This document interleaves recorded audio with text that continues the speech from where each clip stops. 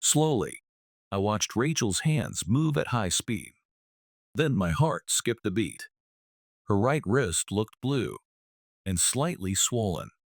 Without thinking, I searched for her manager, Ryan. When I found him, his face was pale, and he had his hands clasped in front of his chest as if praying. He knows. No, he's aware of it. He was aware of the abnormality in her right wrist. I swallowed hard. I glanced at the list of the remaining two songs. A small sigh escaped me. "You've got to be kidding me," I murmured softly, and looked at Rachel. Despite the pain and the struggle, she continued to move her right hand with all her might, and I watched her with a gaze filled with determination. "My name is Stephen, 30 years old. I currently work as a front desk clerk at a fairly old and large hotel in my hometown. This hotel, known for its many repeat guests, organizes various events to keep things fresh and interesting. From simple hands-on activities, tea ceremonies, kimono and dress photo sessions, to local artist exhibitions. Among them, the most popular event right now is the concert performed by local artists. Piano, of course, as well as wind ensembles, traditional Japanese music, violins, and wind instruments. Thanks to a local music college, there are quite a few musicians active in the area. Even those who are not staying at the hotel can attend the concerts, and recently, the lobby sometimes gets so crowded that people can hardly fit in. People from the music college and even local TV stations often visit, making it a popular opportunity for musicians eager to seize a chance. Today is the day of that concert. And guess what? I'm the host for today. The front desk staff take turns handling the events held in the lobby, and apparently, it's my turn today. I squinted my eyes as I looked at the list of performers. "She's really working hard," I muttered under my breath, just as the automatic doors at the entrance opened and a beautiful woman appeared, pulling a suitcase behind her. Her long brown hair had soft waves, and though her makeup was light, her sharply defined eyebrows left a strong impression. She had large almond-shaped eyes with long lashes. I couldn't help but be captivated by her beauty, and she turned out to be Rachel, the pianist performing at today's lobby concert. Since it was before check-in time, there were no other guests around. Without even glancing at the front desk, she scanned the lobby and soon sat down on one of the sofas. She seemed slightly nervous. A man in a suit came rushing in after her, hurriedly approaching the front desk. The man, handling the check-in process on her behalf, was her manager, Ryan. Apparently, there's a small talent agency in the area, and Rachel is one of its artists. Her participation in this concert was arranged through the agency. It wasn't a result of passing strict auditions, just a simple lottery. The owner wanted to ensure that anyone could have a chance to perform without bias, so the lottery system was implemented. This month, there were 20 applicants, so Rachel was the lucky one out of 20. I explained a few key points to Ryan and guided him around the lobby. The current sofa set would be removed and replaced with more compact chairs. The grand piano, which was usually available for anyone to play, would be repositioned to be fully visible from the lobby. The piano, freshly tuned in preparation for the concert, was covered, ensuring no one would touch it until the event concluded. After I finished the explanations, Ryan turned to Rachel and asked if she wanted to try playing something as a test. That was when she finally looked my way. And then, her big eyes widened.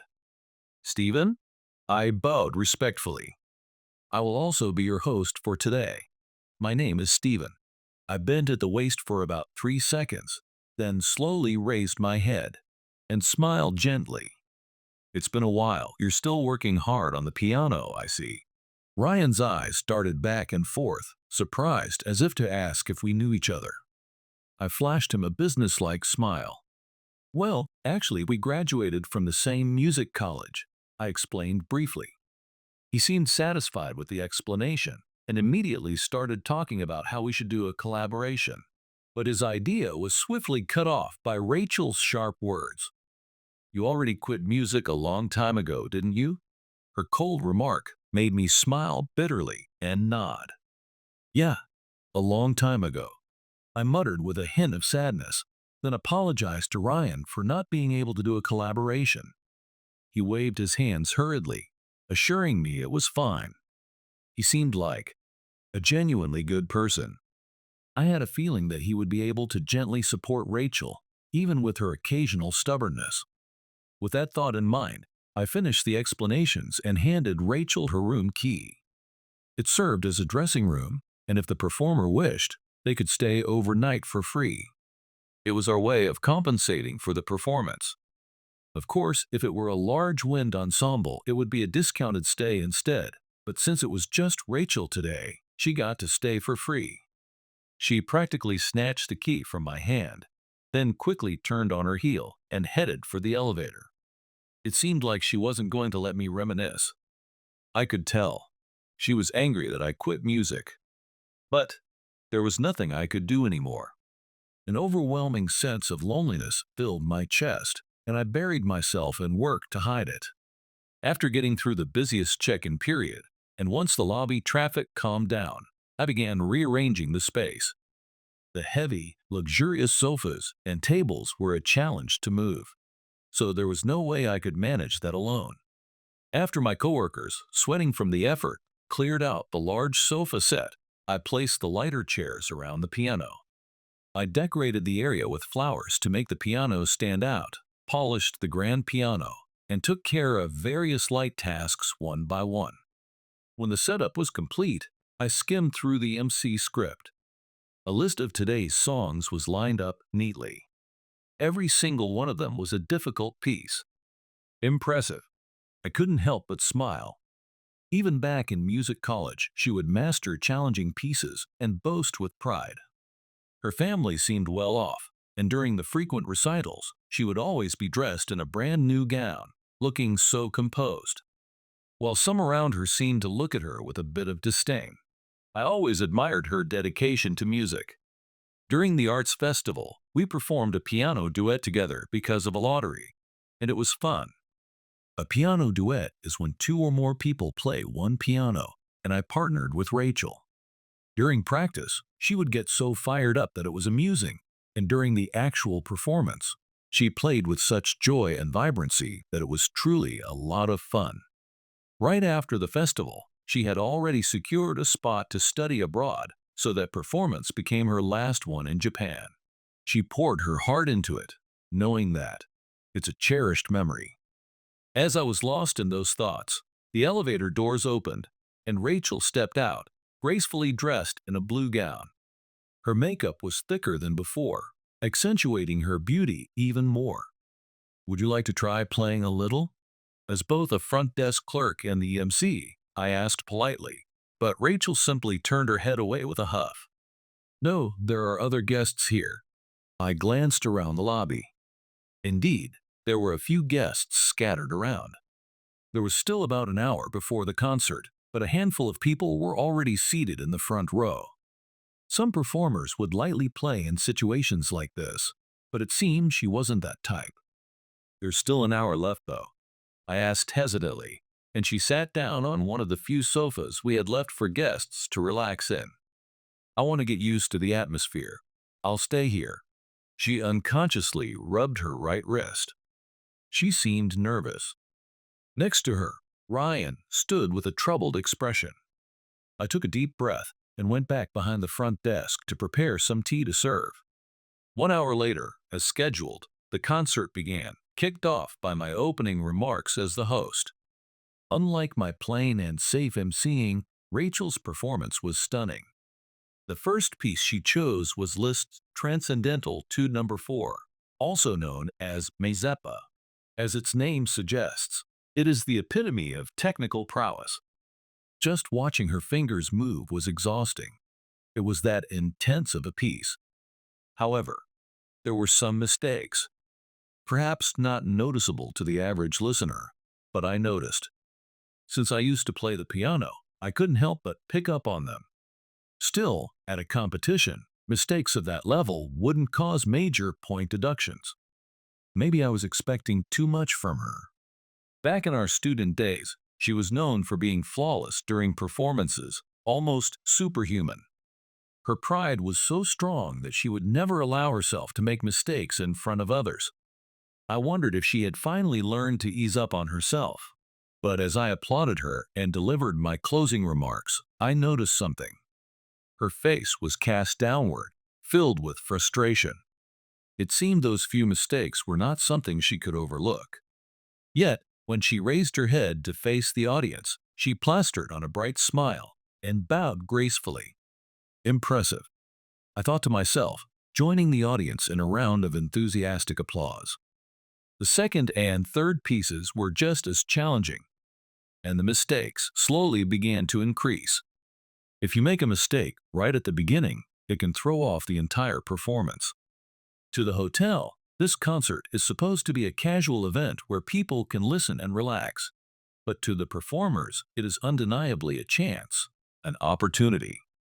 On top of that, for some reason, a few well-known figures from the music world were in the audience today. Some had even come from out of the area, which surprised me since I was the one handling the front desk. I was sure Rachel had noticed too. If famous people are in the audience, anyone would get nervous, especially if you are someone striving to seize a chance. But Rachel must still be competing in many competitions, getting evaluated by renowned musicians. There's no way this lobby compares to those grand stages. I wanted her to play with more joy, just like at that arts festival. Not with that pained, almost tearful expression. I wanted her to play with a smile full of life. Her smile alone should have the power to light up the entire venue. Feeling frustrated on her behalf, I continued to watch her intently. I sensed something was off. Something was strange. Sweat trickled slowly from her temple. The room was set to a comfortable temperature, but playing such intense pieces would naturally make her sweat. That part I understood, but what was this unsettling feeling pressing against my chest? Slowly, I watched her hands moving at incredible speed. Then my heart skipped a beat. Her right wrist looked blue and slightly swollen. Without thinking, I searched for Ryan. When I found him, his face was pale, and he had his hands clasped in front of his chest as if praying. He knows. No, he's aware of it. He was aware of the abnormality in her right wrist. I swallowed hard. I glanced at the list of the remaining 2 songs. A small sigh escaped me. "You've got to be kidding me," I muttered softly, and looked at Rachel. She continued to move her right hand desperately, painfully, yet with all her strength. I watched her with a gaze filled with determination. A few minutes later, the third piece was absolutely stunning. Watching up close, both hands were moving so rapidly. I used to play the piano myself, and that piece is incredibly difficult. A well-deserved round of applause. Saying that, I joined the audience in a round of enthusiastic applause. Rachel gave a strained smile and bowed. I took a deep breath. And now, for the last 2 pieces, we have a special performance. Rachel will be performing a duet with me. As I announced that, her eyes widened in shock, and the audience responded with somewhat confused applause. She found out that I used to play the piano, and she kindly suggested we do a collaboration. But I am still a novice. I can only play with my right hand. So, this will be a 2-handed duet with Rachel and me. As I finished, the audience seemed even more puzzled. Of course, they would be. Normally, a piano duet involves 2 people playing one piano, with each using both hands, which makes a total of 4 hands. This was essentially the same as one person playing alone.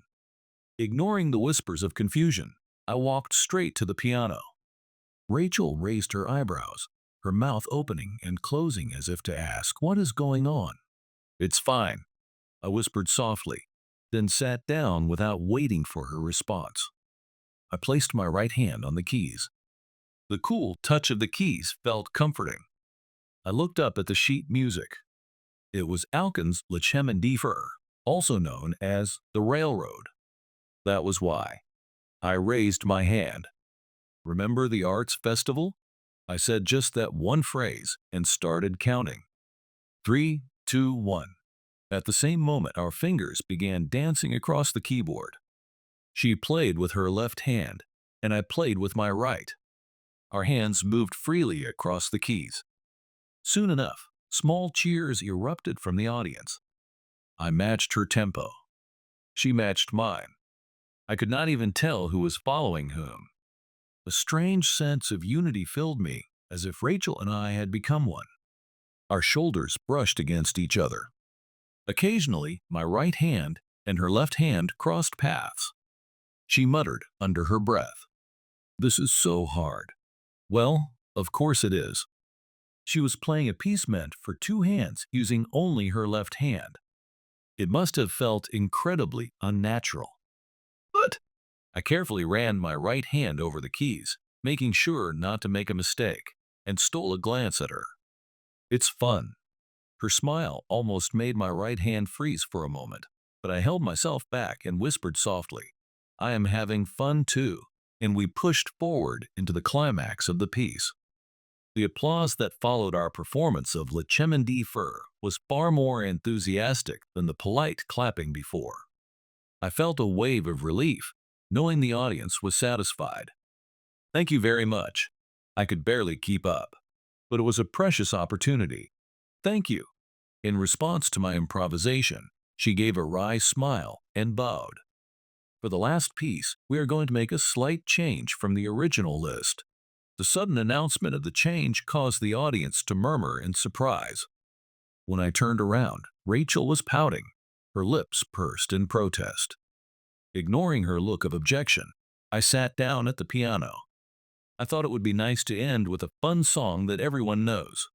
Without waiting for a response, I began to play the piece with my right hand, and the children in the audience immediately erupted with excitement. It was the theme song from a famous movie that any child would recognize. Rachel and I had played it for fun in the past, and with her skill, she could easily adapt the left-hand part and play it effortlessly. We finished the bright and lively tune, followed by an encore performance of another well-known piece, and the concert ended successfully. My heart, having performed in front of an audience for the first time in ages, was overflowing with fulfillment. Ryan thanked me over and over again. He explained that while discussing her future in the hotel room, Rachel had gotten so fired up that she suddenly stood up, lost her balance, and fell, landing on her bottom. In an attempt to catch herself, she instinctively thrust her right hand to the floor, twisting it in the process. At first, the pain was not severe, but it gradually worsened.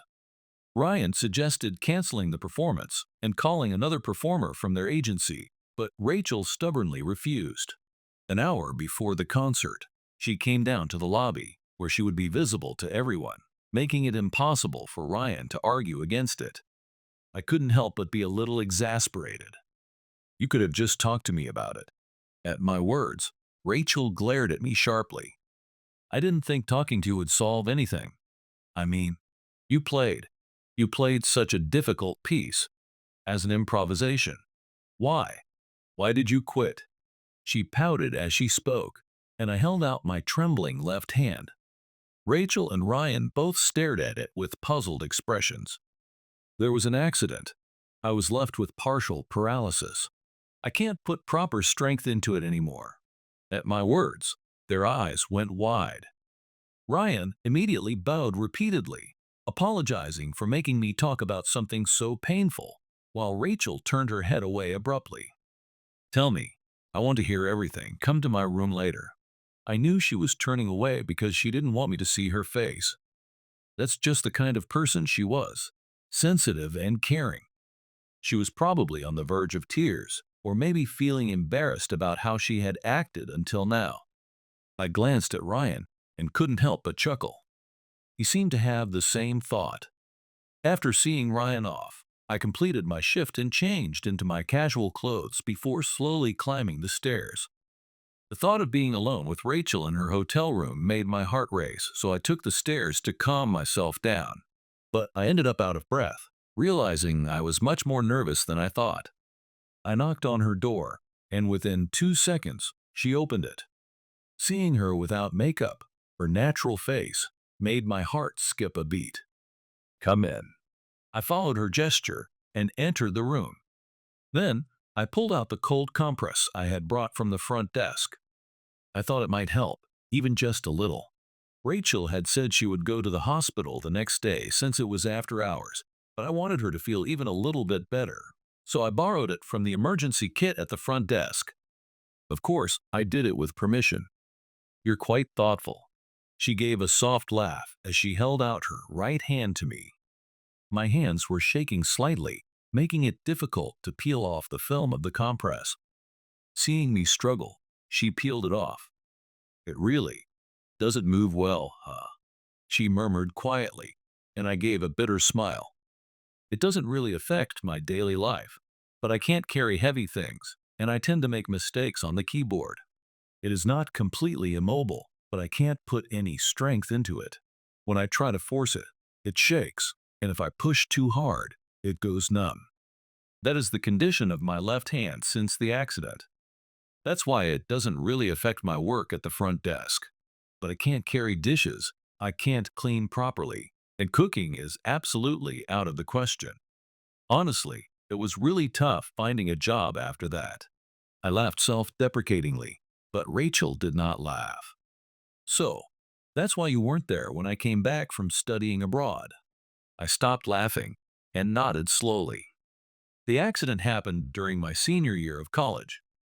At that time, I had been considering joining an agency as a pianist, becoming part of a wind orchestra, or working as an exclusive pianist for a company.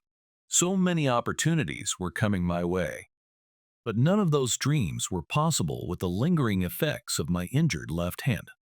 I quickly switched my focus to finding a job, and this hotel was the one that hired me. I am fulfilled. It's just I can't play the piano, that's all. The piano is my entire life. Losing it left me devastated. But little by little, I climbed back up.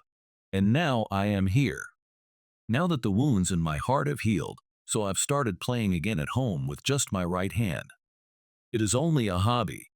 But still, when I play the piano, it feels like everything that happened that day is washed away. The piano is my life. Then, Rachel murmured softly, "That sounds nice." I couldn't believe my ears. "Nice? You're the one living the dream, Rachel. She belongs to an agency and gets to do the music she loves for a living." That's what I had always thought. But she shook her head slowly. "It's not fun." I was stunned by her words. I'm always worried about what people think. Even today, just hearing that Ryan had brought some famous people made me so anxious. We got into an argument. I got hurt. And even so, nothing comes of it. It was true that I had never seen her name in concerts or on television. However, there are many other kinds of piano work besides that. I had always thought she was working hard as a professional in those areas. She bit her lip. "Today, playing that duet with you made me realize, geniuses are really people like you, Stephen. To play Le Chemin de Fer with just your right hand, after all that time away, and with no mistakes. It was incredible." Her eyes glistened with tears.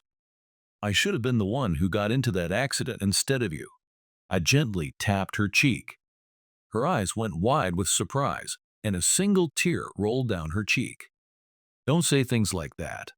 At my words, the dam broke, and she began to cry uncontrollably. One by one, she poured out everything, the frustrations of her situation and the struggles she had been bottling up. Her raw emotions made my heart ache as if it were being torn apart.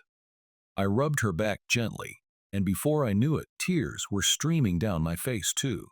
When she finally calmed down, I made a suggestion. "What if we tried posting videos together? How about that?" Her tear-streaked eyes blinked in surprise. "Posting videos?" I nodded. Her expression grew serious, and she began talking eagerly. "You know, making videos is a lot of work. If you want to monetize them, you have to think about strategies and trends." I held up my hand to stop her. "Not for the money. just for fun, just as a hobby, I said with a smile, and she stared at me, mouth slightly open. As a hobby? I nodded. Let's do it, just for the joy of it. We don't even have to post it if you don't want to. But I'd love for people to see you play when you're really enjoying it. More than anything. I paused for a moment, feeling my face grow warm. Today, I had so much fun.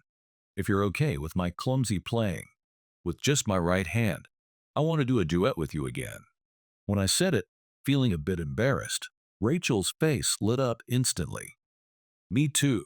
I had so much fun. With those words, our future was decided. A year has passed since then. Whenever we both had time, we practiced quietly at Rachel's house, recording our sessions and posting them online. At first, no one watched our videos, but then, out of nowhere, they started gaining attention. And now, so many people are watching.